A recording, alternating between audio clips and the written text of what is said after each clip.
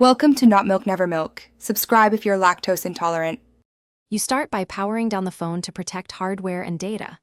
Once done, inspect the frame edge for the tiny hole that marks the SIM tray. Manufacturers place it top, side, or under a removable back.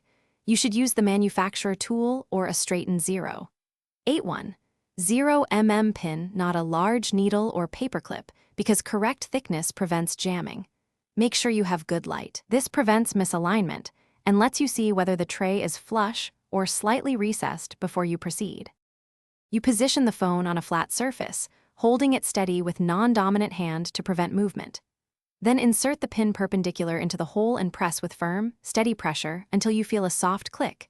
This indicates the latch released. Do not wiggle or force, as that can bend internal springs.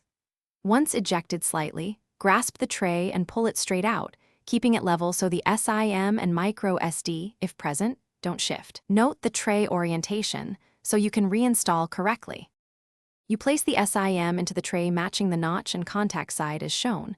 Once seated, slide the tray back evenly until it's flush to avoid bending. Power on the phone and check cellular status.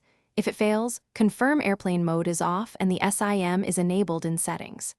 If still not detected, power down and remove the tray to inspect contacts. Use a dry microfiber cloth to clear debris, reseat the SIM, and retry. If problems persist, test with another known good SIM.